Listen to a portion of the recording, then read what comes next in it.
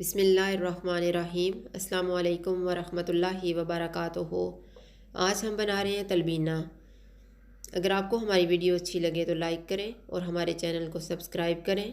तो शुरू करते हैं। 2 लीटर दूध लिए है, 150 ग्राम मैंने जौ लिए थे, इनको मैंने धो के 5 घंटे पहले भिगो दिया था। अब मैंने पानी को छान दिया है।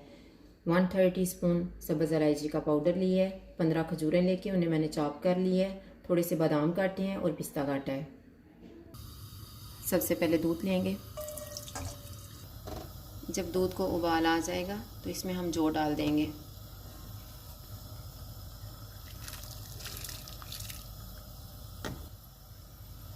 और साथ ही हम खजूरों को भी डाल देंगे।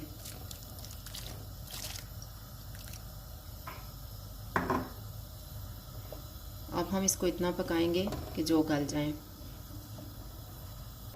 अब ये खीर हमारी तैयार हो गई है। ये 50 मिनट में तैयार हुई है। बहुत ही कम आंच पे मैंने इसको पकाया है। अब इसमें हम इलायची पाउडर डालेंगे, बादाम और पिस्ता,